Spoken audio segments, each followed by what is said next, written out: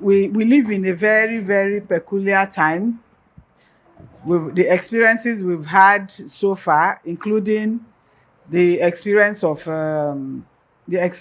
last year, is so unexpected, and we were really unprepared for it. We thought we've seen it all with some economic changes and transition, but a lot happened.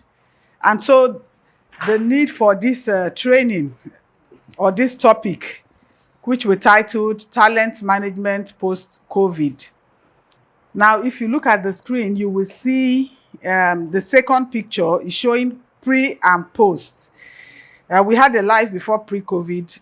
We are living through the period. We are hoping that someday it will be history. If it is not history, then we have to live with it. However, life goes on. And so being practitioners and managers of people, how do we manage our people, especially those we consider talents? So today we will be talking about managing talent post-COVID, and our goals, objectives include getting to know who and what talent is actually. Is every of our employee that is a talent? What are the issues currently affecting how we work and live? What is COVID-19?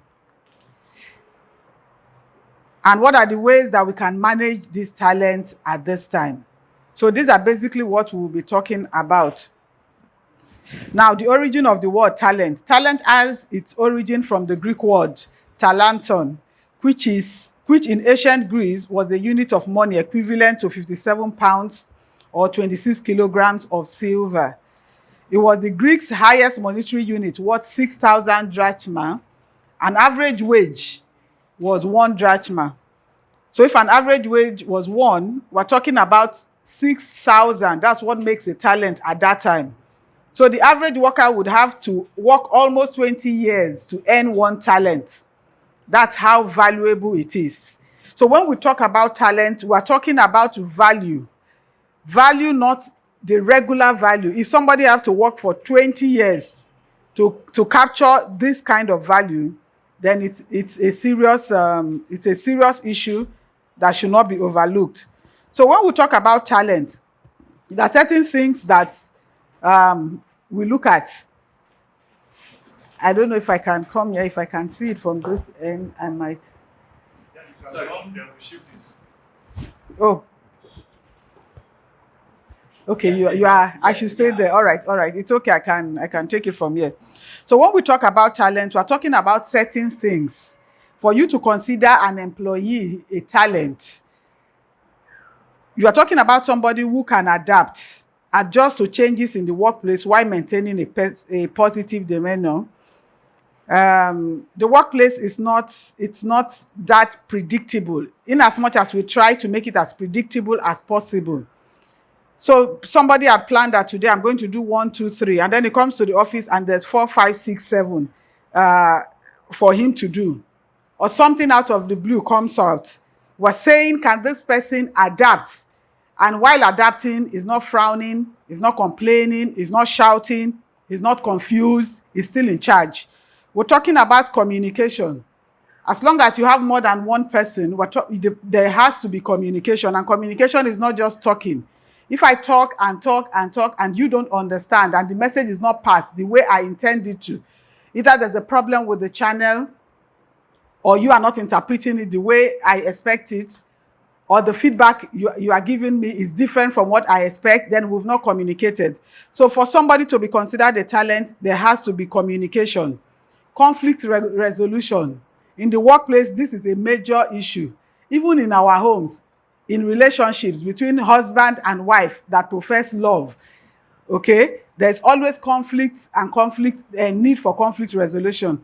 So for us to say somebody is a talent, we are saying that this person can identify conflict and does not make conflict a personal issue, but looks at the end goal, okay, and then looks at reasons why this conflict has come up and resolve it without causing unnecessary chaos. Decision making. Organizations employ people to make certain decisions, and those decisions are actually aimed at helping the organization to achieve its goals. Every organization have a reason why they are in place, why they come up. Even if it's an NGO, the NGO might not be to make money, but might have been instituted to help people. So there's always a reason why a system is in place. There are values, core values, ways the people are expected to behave. There's what is it called, your vision, where the organization wants to go to, the mission, why is in existence. So we expect that people who are employed in the organization have good decision making ability. So when you have somebody who, faced with a dilemma or an issue, can take decisions that moves the organization forward, such a person is also considered a talent. Embracing diversity. We are all not the same. From our religion, to our family background, to our tribes, to even if you say we are all Christians, for example, among the Christians you have the Protestants, you have the Catholics, you have the Anglicans. I remember listening to a WhatsApp post where a particular ministry, I don't know if it's a federal government parastatal or something, had declared Lent, the fasting period, that the closing time is 4 o'clock because of the fasting period. And then somebody said that if they are doing this for Christians, they should remember to do it for Muslims, they should remember to do it for Christians. And then another person said, there will be so much confusion because we the Anglicans, how did he put it? He said, we the Anglicans do not take Lent as serious as the Catholic, or the other way around. But what he's saying is that even the Protestants, when the Catholics are having Lent period, we don't usually have it at that time.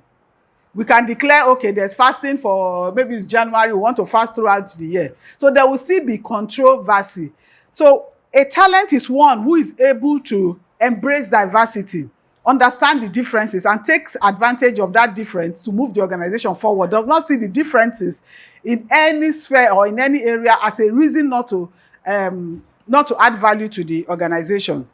Execution. Like I mentioned earlier, we have a vision, we have a mission, these are core values, these are strategy, this is what we want to achieve. Your talent is the person that helps in executing this. The talent is not just a number, it's not just an employee, but somebody who comes in, tries to understand where the organization is going, and makes every effort to help the organization achieve its goals. Innovation. People who have creative ideas, not this is how it has always been. They called me, I came, this is what they said we should do, and we've done it, and that's it. That's not a talent. Then managing others. There are people who believe that as long as they are not leaders, as long as their title is not manager, there's no need to manage others. But the truth is, everybody has something that they do. I don't have to be the commander-in-chief to be able to manage others. Even if I'm the cleaner, that I'm able to clean and make sure that people who are coming, the floor is wet. I put something to show them the way so that they don't fall. And I'm able to guide them. I am also managing them. Even though I am not controlling in a way. So a talent is somebody who has that potential to also manage others, even if his title or her title does not carry that. Persuasion. There's something that is called malicious compliance. The organization wants to do this, or my boss have told me to do this. I know that this thing will not work. And instead of me saying that, okay, this thing you want to do, I know this is our end goal, but if we go this way, it will not work. Because I know that in the past, I have brought suggestions like that, and I'm either shut down or told to keep quiet, or the boss is one who likes to have his way. Either I don't talk about it, or I talk about it and it's not working and I keep quiet. So malicious compliance is saying the person complies, even though the person knows that this will not work. So a talent is not one who complies maliciously. A talent complies because it will work. And when the talent finds out that this act or this movement or this direction will not help, the talent speaks up. Not in a way that opposes management, but in a way that shows I care and I'm interested in the progress of this organization. So that's where persuasion comes in for a talent. You're able to convince others of a direction, activity, idea, and influence decision. So we are saying this person is someone who can make business cases. He does not just talk because he wants to talk. He does his research. He looks at precedents. He looks at activities of the past. He looks at the future and says, can we go this way? Can we move this way? Because this will help us. So that's another thing about a talent. Then teamwork. There are people who are very good. And this is one of, I heard somebody saying that either they've done a research or they should do a research on this. Notice that people who are in class, they do so well. They can even get a first class, but they can't function very well in the workplace. Now, why is it so? In school, you are expected to do things. You write your exams on your own. You attend classes, you go and read, and so you understand the concepts and the idea, and questions are asked, you go to the exam hall, you write it, and you pass. However, the other people are not like that. They tend to be playful. They read also, they pass, but they don't pass as well as you are. However, when you come to the workplace, you see that these other people who don't seem to be first class, high there, are the ones who are performing well. You know, one of the things that have happened is these people have learned the act of relating with other people. Social intelligence. The first class guy does not have so much of a social intelligence. He is good up there. Okay, so we are saying that being a talent, part of your skill should be your ability to work as a team. Many years ago, when I was doing my MSc, we had this assignment where we were told, divided into teams to go and work. And then there's this lady who, they ended up giving her a guy named Laptop, I won't forget. What happened was she was put in a team because she had a laptop. She said, I don't know what happened in their group, but when it was the day for presentation, she came out to present. Another person in the team came out to present. And the Professor Eze, said, oh, what's going on? And she immediately said, hey, I told them that I have a laptop, that I can do it. And the professor was very angry. You might be intelligent. You might be everything. But the problem with you is you lack teamwork. You lack social skills. Do you understand? So the issue with her is she can do it well. She knows it. But she's so full of herself that she does not understand the place of teamwork. So a talent is someone who knows that I can do it, but I don't know everything. I need the idea of Mr. A. I need the idea of Mr. B. Together we can make something better. So some organizations have defined talent. Work group defines talent as the ability and capability to do something well. We all can do something. We all, among chefs, they can all cook. Among teachers, they can all teach. Some of us hated mathematics because of the kind of math teachers that we had. In fact, for me, my maths became good when I went for my master's. You can imagine how I had struggled from primary, secondary, even first degree. And that was because of the kind of maths teacher I had at the beginning. I remember those days in primary school, we were using Lacombe. If you bring that book in front of me, you would have spoiled my day. Yes. But my kid brother, our last born, when I was in the university, he was in nursery school.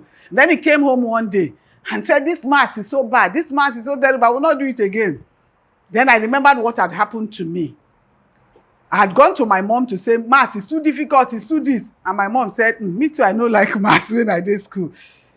And so I felt, if my mom did not like maths, this is my hero. She didn't like maths, so I'm justified. So when my kid brother came and said that, I said, no, the maths is a game they play with pen.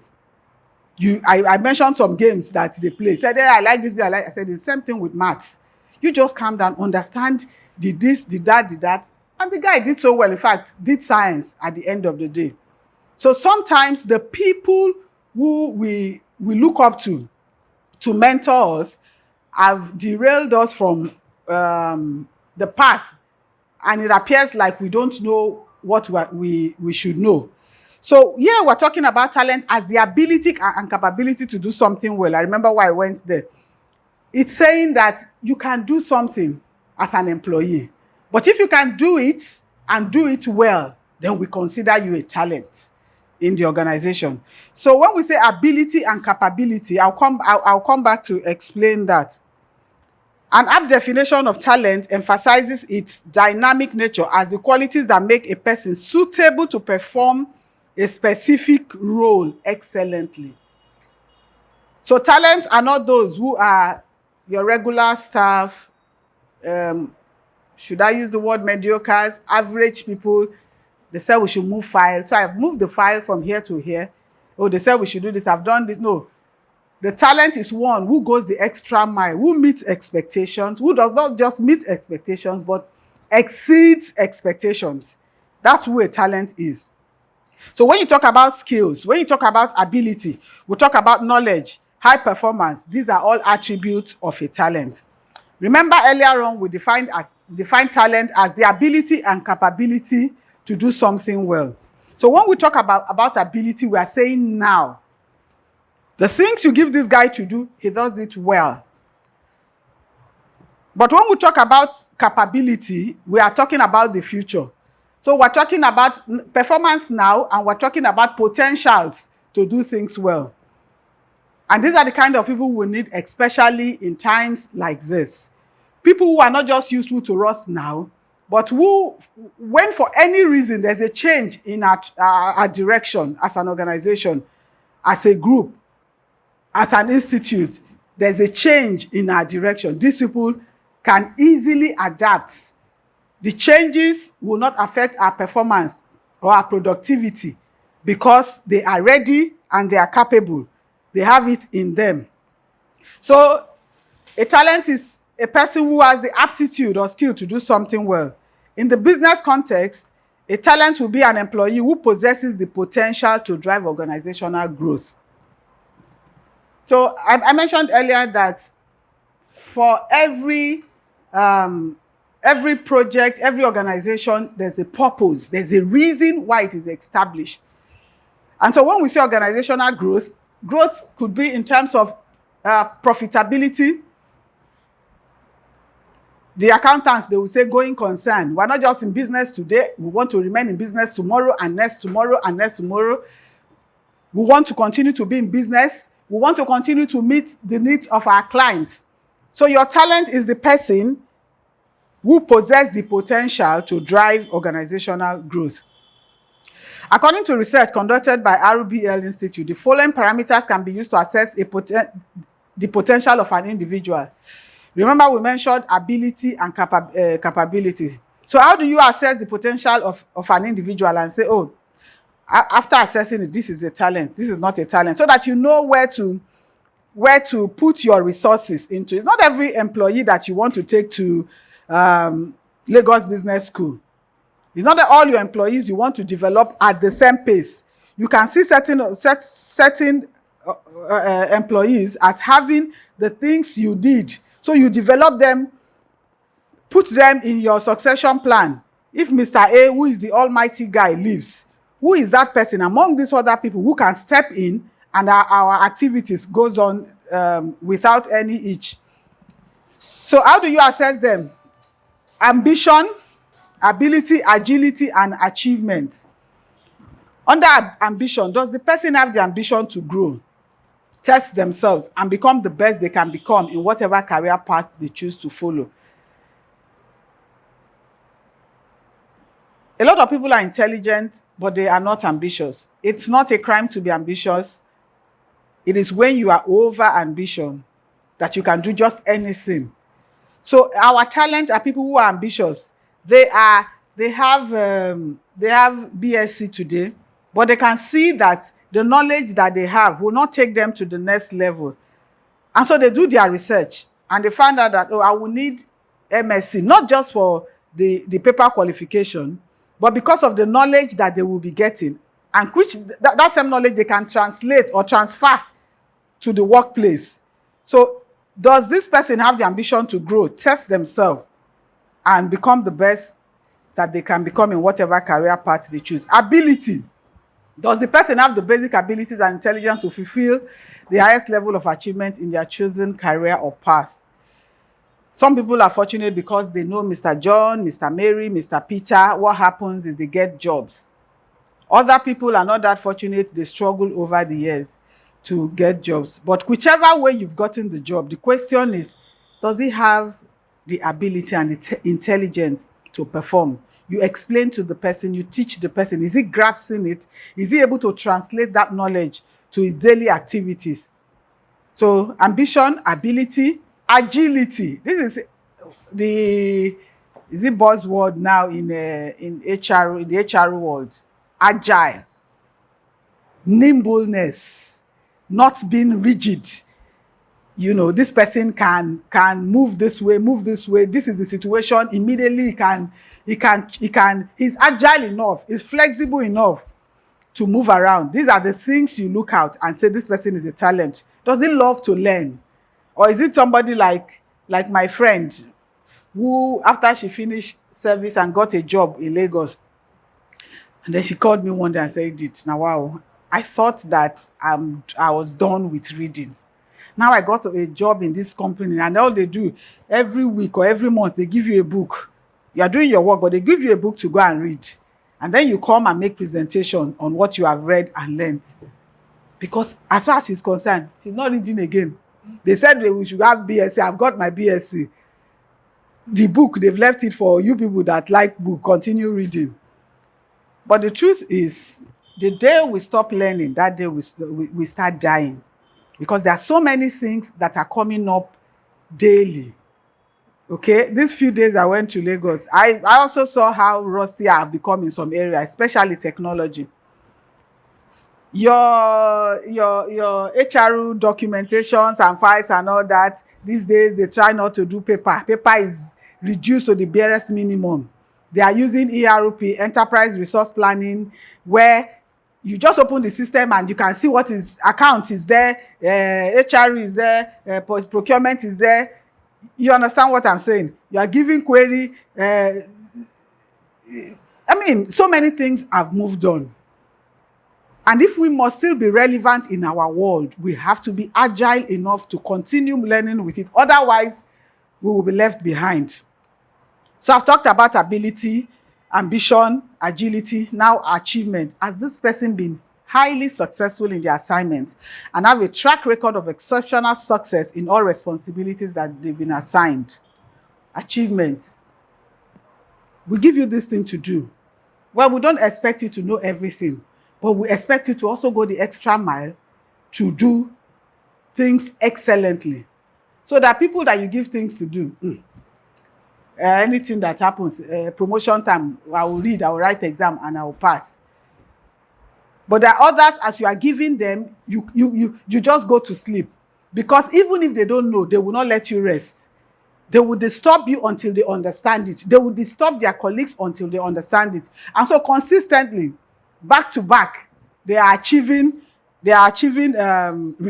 results. So these are the things that we look at to say, oh, this guy is a talent.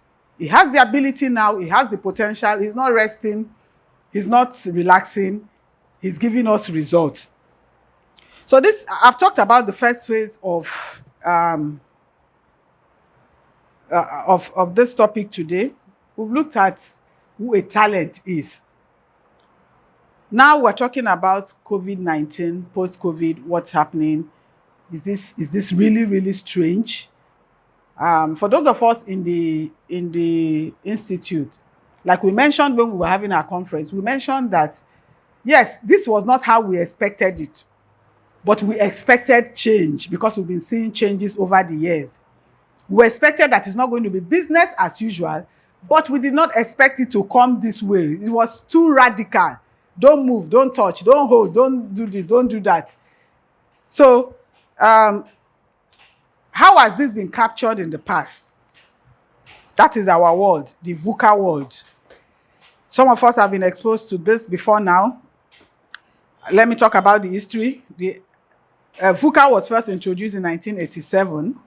drawing on the leadership theory of Warren Bennis and Bordnanus to describe or to reflect on the volatility, uncertainty, complexity, and ambiguity of general conditions and situations.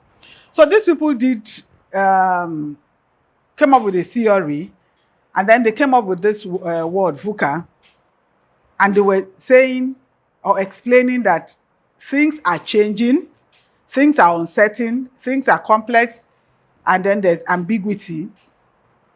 The U.S. Army War College introduced the concept of VUCA to describe the more volatile, uncertain, complex, and ambiguous multilateral world perceived as a result from the end of the Cold War. One of the most powerful armies in the world is the U.S. Army. When the Syria war started, we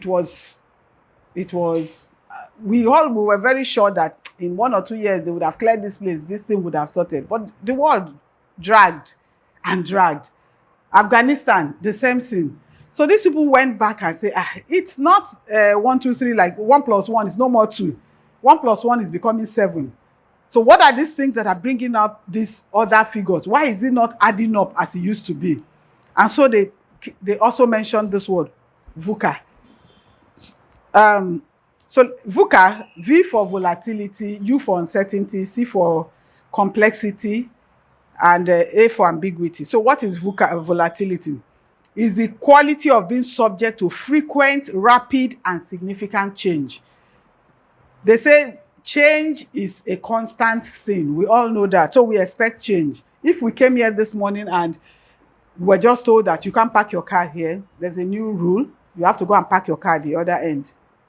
We will take it because these are things that happen. But what if you came here today and this whole place has been demolished? We were not expecting that. We were expecting change, but that kind of change is not what we were expecting. So volatility is saying this change is rapid, it's frequent, and it's significant, which means it has an impact. In a volatile market, for example, the economy can rise or fall considerably in a short period of time, and the direction of trend may reverse suddenly. So you cannot predict. When I was taking the Agbara people, I explained what happened to me when I wanted to write a SCP, SHRM. I wanted to buy dollars. I know the cost of dollar, and I was doing the Igbo woman Alaruru, hoping that the dollar will come down, it will come down, it will come down. And the thing was going up and going up and going up. All of us want to we want to spend less. Okay, so the thing was going up and going up and going. At the time, I just advised myself that you better go now and buy this thing before it gets out of hand. So there's a change, and this change is significant. I think dollar was 370 before, and then gradually for 380, 390, 400. How much is it now? Can you imagine? 480. So that is very significant. Uncertainty is a component of that situation in which events and outcomes are unpredictable. Nobody really likes unnecessary surprises. If you want to surprise somebody and you want the person to enjoy it, for example, the way we came now, Mr. Bode just says, "Chairman, come outside, I want to show you something." And then he brings a key and said, "This car, I bought it for you." It's a surprise, though, but that's a beautiful surprise. A pleasant one. Those are the kind of surprises we want. But we don't want surprises which disorganizes us. We don't want surprises that takes us, there are people who have 5-year plan. I remember somebody say, when they asked us 5 years ago, what is your plan in the next 5 years? None of us mentioned the COVID-19. That's a surprise that we never planned for. Somebody said that he just traveled out of the country, came back, the money was paid by his company, just used it to go and purchase a landed property. Everything he had, hoping that in another 1 month he would, because of the kind of job he does, in another 1 month he would travel again, make money, and then COVID-19 came. So those are not the kind of surprises that you cannot afford, the things that ordinarily you don't think before you get them. Those are not the kind of surprises we want. So uncertainty is very unpredictable. Business hate uncertainty, and when it's the driving force behind the decisions you have to make, you need to find other ways to create certainty for your business. Complexity involves a multiplicity of issues and factors, some of which may be intricately interconnected. It's complex. You don't know, is it left, is it right, is it back, is it forward? How do you handle this thing? The problems escalate when there's a complex environment the business is working in. You have made your projections. Today, I will produce 50. And this 50, Madam A will take 10. Madam B will take 15. Madam this will do this. You already made your projections. And then after producing 50, you just go to the market and they say, there's a killer, maybe a particular ingredient that you use. They said they just found out that there's a killer this thing, so nobody should buy this product again.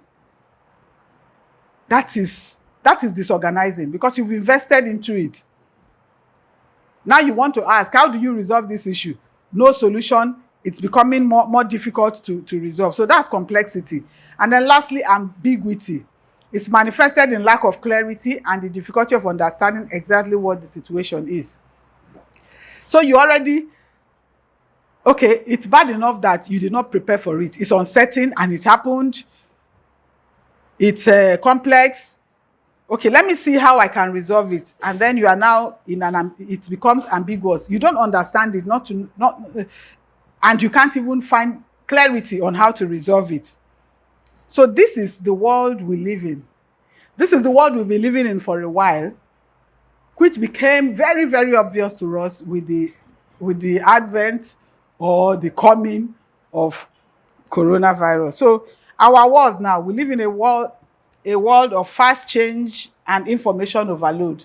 Like I mentioned earlier, technology, these people are using G Suite.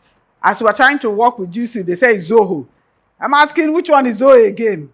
These are body people, they will not kill us with different apps and softwares. The Zoho people. The Zoho people. You know?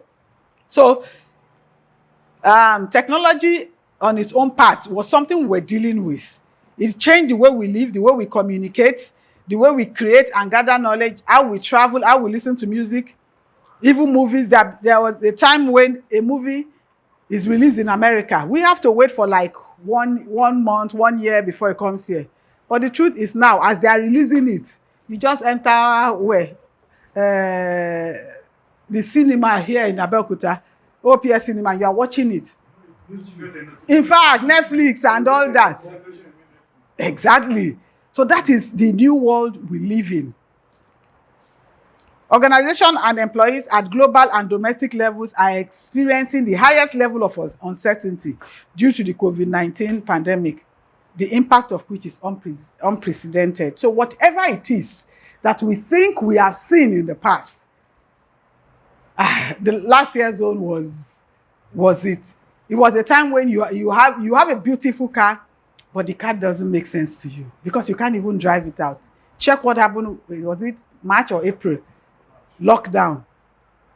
And that was one time I started appreciating movement. Because yes, you sit in the house one day, 2 days, 3 days, and it's as if your body is becoming stiff. We used to tell my mom, you are aging now, calm down, sit down somewhere. But that gave me a different thought, because even at my own age, sitting down for 3 days, when I come out and I do the walk around the estate, I'm so excited. You come alive. We didn't expect it. We did not. And then I see somebody that I know. I have a family friend that when we visit, their tradition is this is how they greet. You peck this way, you peck this way, and you hug. And this is what I've been doing with them for the past 7 years. And then coronavirus came. And I have to, Mama sits here and I sit there and we are talking. Unbelievable. We didn't plan this. We did as nobody warned us. In fact, when it started, which we will get to see, when it started in China, we were all like, it's China now. Is it not far away? It's far away. Somebody actually joked and said, what kind of wahala is this? How can somebody be eating in China and I'm the one washing my hand in Nigeria? Because they said we should be washing hand. Wash your hand every 5 minutes. Wash your hand every this. So we did not expect it, but there are several factors. There are several VUCA factors that have emerged due to the spread of COVID-19. This has created deep implications for strategic business leaders across the world. The prime goal for any organization in the present scenario is survival, well-being, and effective management of the human workforce, talent. Now, remember, we're looking at our world, how we manage talent at this time. So if the organization will survive and remain, it has to be able to manage talent very well. So COVID-19, what are we talking about?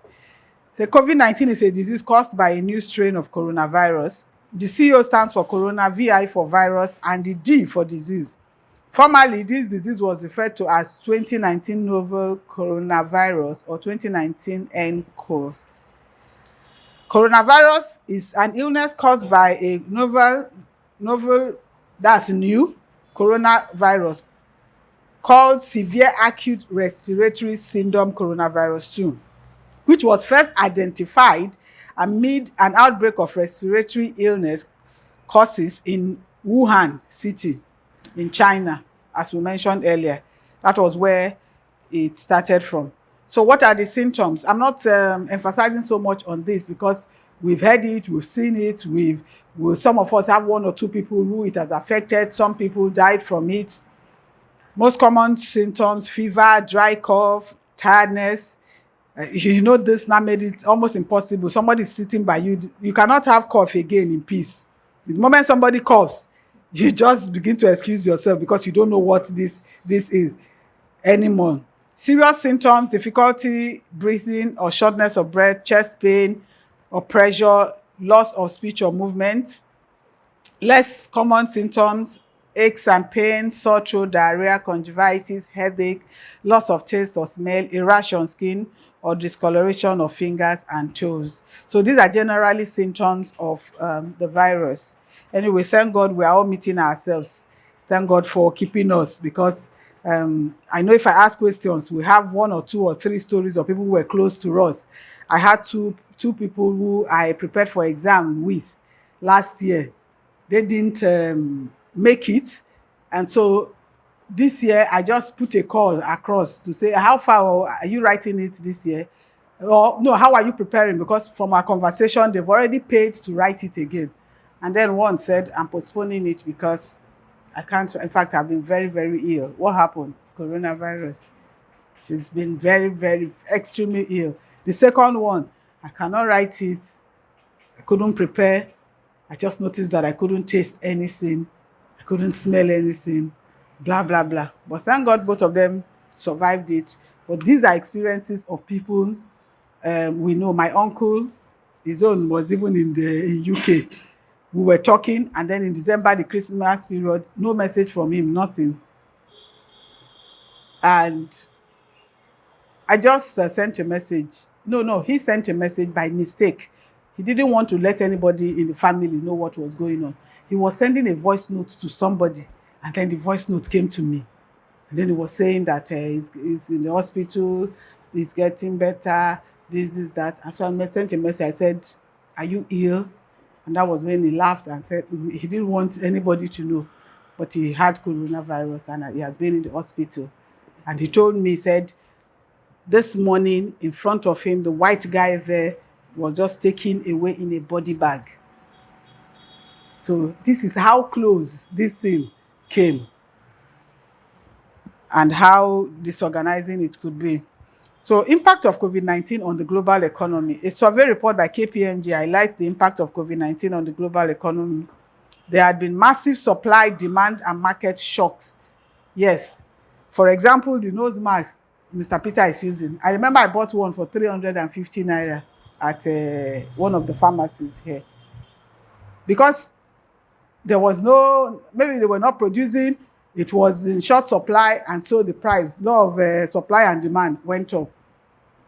I know now we buy a full pack in Lagos for 2,000 something, but this was something we bought one, and that pack has about 60 in it. So it affected supply and demand, it affected raw materials, and production was reduced, strain on debt, capital markets, global changes relating to social behavior, like I just explained, how we used to greet before and how we are forced to greet now, travel habits, spending pattern. You don't just spend money anyhow because you don't know what is going to happen. Travel habits, before you go, they say do your corona test, you get there, stay 14 days and wait and all that. So many social distancing as it is now. Economic shock, these are the consequences of COVID-19. The severity was also felt in various sectors of the global economy with travel bans. Yeah, that has to do with travel and tourism. In fact, one industry that was hit seriously was the tourism industry. Hotels, airlines, were seriously affected. Now, why did it have this so much effect on us? The virus is not selective. There are some diseases that they say is for children. It doesn't come near adult. Or this one is adult, doesn't come near children. Or for this age or that. But this virus is not selective. It kills old and young, any race. At a time, they say, oh, it's only the white people that it will kill. But in the UK and in the US, it killed a lot of black people. Yes, over here, it didn't kill as much. But somebody said they did the research. I don't know how truthful that is in Ibadan or so. Maybe I can't remember the figures now, but let's say they did 50 people. And then they found out that 43 of them had the virus. They didn't know when they had it and when it left. Okay, so this is the different ways that the virus had affected people differently.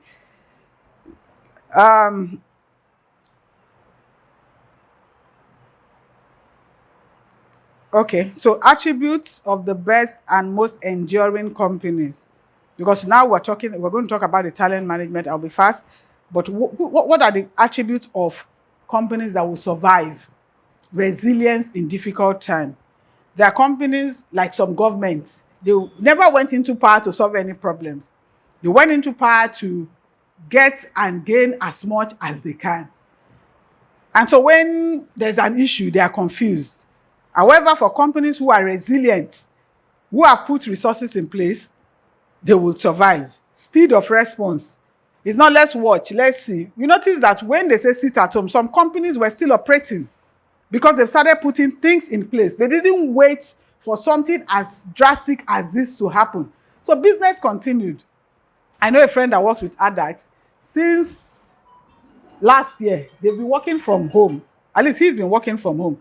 All the resources and technology that they need, they have it. So work continue. Apart from those in the rig and other places, innovation, people that are creative, they can think on what to do now and rethink their future.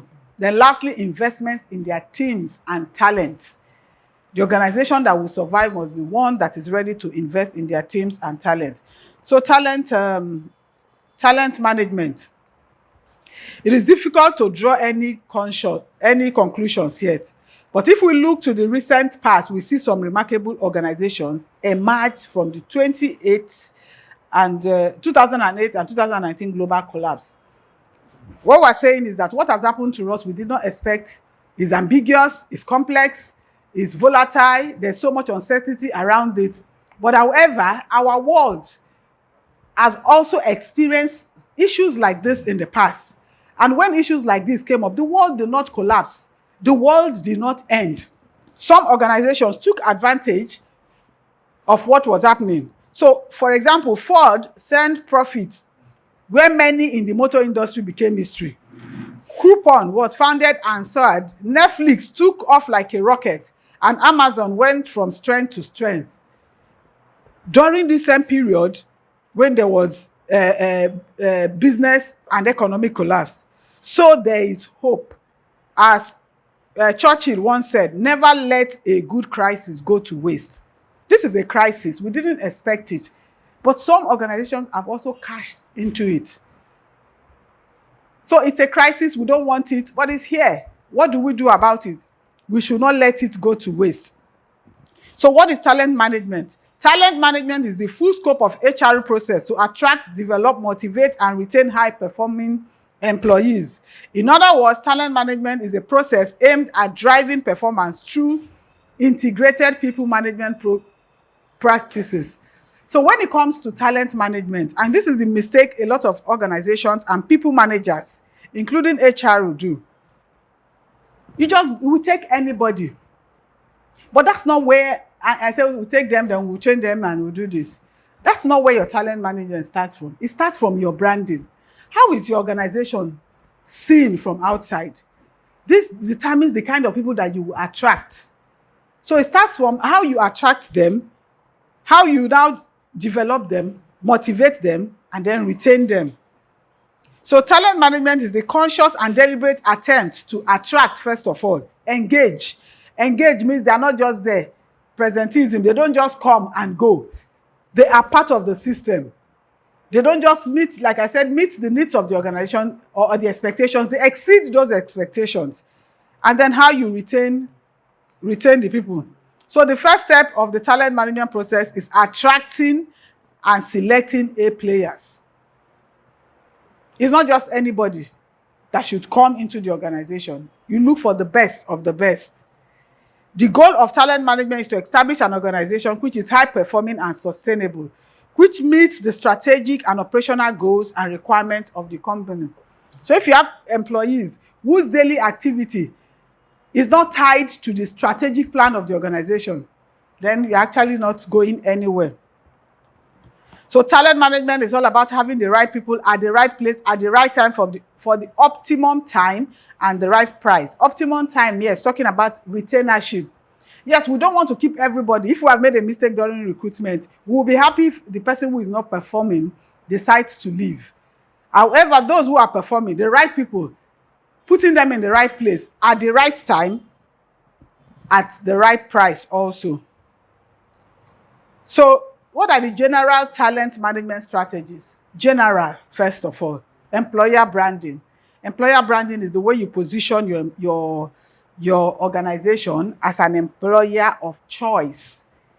There are some organizations, the moment you see their advert, you want to apply if you are seeking for a job. There are some organizations when you see the advert, you just know they don't start again. It's every day that they recruit. It's every day that people leave. Those are not the kind of organization that A players are attracted to. So your employer branding, positioning yourself as an employer of choice, is the start point for your talent management strategy. What's your reputation? How do they see you? Now, what are the experiences of the candidates? Because we make this mistake, especially when we call people for interview. Most HR people, or some HR people, some HR people just believe I'm doing them a favor. And so the person comes to say 12 o'clock is the time for the interview. They come, they sit down for 30 minutes, 1 hour. Nobody has spoken to them. After 2 hours, you come.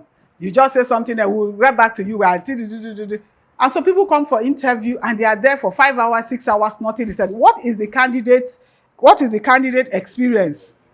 Then the selection process. On what basis are you selecting them? Onboarding.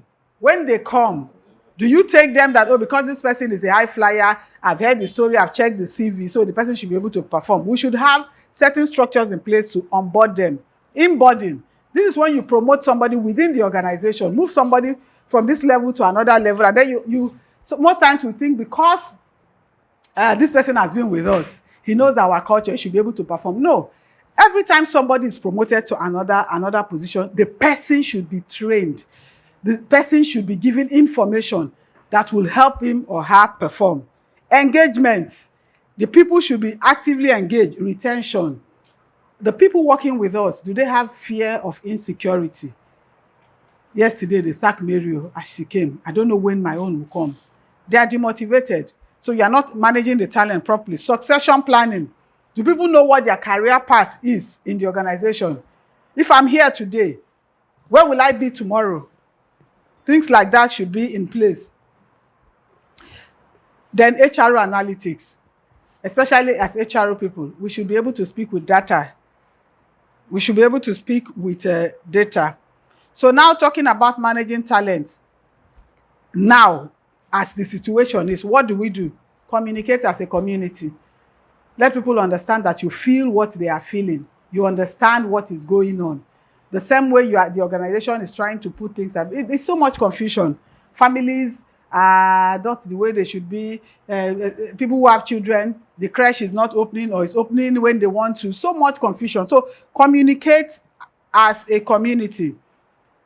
Let there be adaptive leadership, a leadership that changes positively with the event and time. Role adjustment and capability building. We mentioned capability as the potential to operate or perform in the future. So you must build this capability. If I have potentials and you don't develop it, I might not bring it to use in the organization. Mentor instead of micromanage. A lot of us are so suspicious of our employees that we want to see what they are doing, who they are talking to, how they are doing this. Mentor people, let them know what they should do. Give them the free hand to do it. Let them make mistakes, especially when those mistakes are not costly. If they are innocent mistakes, we can work on that. Okay? Show trust through transparency. Some of our employees don't trust us because we're not transparent. We say this, we act the other way. Introduce flexible work schedule. If the role that they do is such that can be flexible, please introduce it. Empower your people through special projects, capability building. Let there be projects that they can do. Support strong team bonds. Let there be strong team bonds. Some of us do what they call divide and rule. Teach people the importance of team. Ask for your people's unique insights. You cannot be a leader and say you're managing talent when you are the one who knows everything. What do you think? What do you think? What do you think? They might say a lot of nonsense, but you might get 1 or 2 cents that will move the business, the department, the organization forward. Equip employees with the right resources. Some of us say work from home. You don't give them laptop. You don't give them data. You say, Shebi, we have done you well. We told you to work from home. That's not best practice. That's not talent management. Provide clear goals and immediate reward. Let people know what they are to do. There's so much confusion outside the workplace that just giving ambiguous direction will not help. Provide immediate reward. When we talk of reward, one of the things that come to mind is money. Money is not all the reward. Somebody does something well, put a call. The person is not expecting the call. Thank you, I saw what you did. Oh, this is fantastic. If we have been doing it like this, you have been doing like that. The person is motivated. Everybody feel happy if their little effort is appreciated. Infuse gratitude in your culture. Okay? So, this is create a safe working environment, emphasize clear communication, plan fun activities. We are so rigid. As much as we can once in a while, let's put a little fun in our activities. Invest in manager-employee relationship. The days of I am the boss, it has to be my way, or there's no other way has gone. Let there be relationship, manager-employee relationship. Make an effort to integrate and introduce employees. New people are coming into the system, introduce them, let them have friends, okay? Conduct surveys, ask questions. It could be in form of questionnaires. This particular area, you want to get clear clarification of the current happenings. And do not ask for surveys because you want to use it against them. When this happens once or twice, people don't give you the right answer. They just know, Mr. John wants this information. They'll give you what you want. But when you get information and then you use it and you give feedback, don't do surveys for the reason, we have done this. Based on our survey, we'll find out that this is happening and these are the things we want to do. People will be happy. When you come for more surveys, they would respond to it. Then lastly and most importantly, and I will end with this, monitor employee health and use of time off. That people are working does not mean they are healthy. That you can't see physical injury does not mean they are healthy. A lot of people are going through mental stress, anxiety, depression. In fact, the first time I got to know this was when I worked in a neuropsychiatric hospital. I've read of abnormal psychology and all that. And then when I got there, I see people who working with their suit, who working looking so good, but they have mental issues. And so what they come to do is get their drugs, get checked, and they go back, and they are fine. It doesn't matter whether you're a doctor, a lawyer, a professor, as long as you are a human being, what they say is there's a thin line between sanity and insanity. So these people you see on the road are people who have either not gotten the right medication or they don't use their medication and so they relapse. There are so many stories surrounding mental health that it's not something as an employer, as an HR person, you want to play with. Get to know your employees. Get to know the people working in your team. Get to know what the issues are. Be sincerely interested, not to take advantage of them, not to send them away. If you are able to manage their mental health, you would have done a lot. And then time off. It's time for somebody to go on leave. Sometimes we cannot allow because of the exigencies of the work at that time. But as much as you can, let people go on leave. People are not machines. That is why God made night and day, so that people can rest. There are times when we are physically strong, mentally we are fatigued, we are tired. We are tired, we want to rest. I heard a story of somebody who the staff wants to go off. This is a true life story. The madam said, do this, do that. He continued, do this, do that. One day this guy came to work. This thing happened in Lagos. He put his head down like this. They thought he was resting. After a while, they went to hit him. He was gone, dead. So he's been accumulating so much, and then the body cannot take it. There's a limit to which our body can take. So please, HR people, human resource practitioners, professionals with certifications and certificates, if we don't bring this to bear, if all we see in people is the resources and we forget the human part of it, we will be creating more problems for the organization. Now the guy is gone. Will the organization not continue? What kind of brand, or what is our reputation, or the reputation of that organization? Every time the family or friends or people who know what happened to that guy remember it, what do they think of the organization? So please, I end on this note: monitor employee mental health and use of time off. Thank you very much.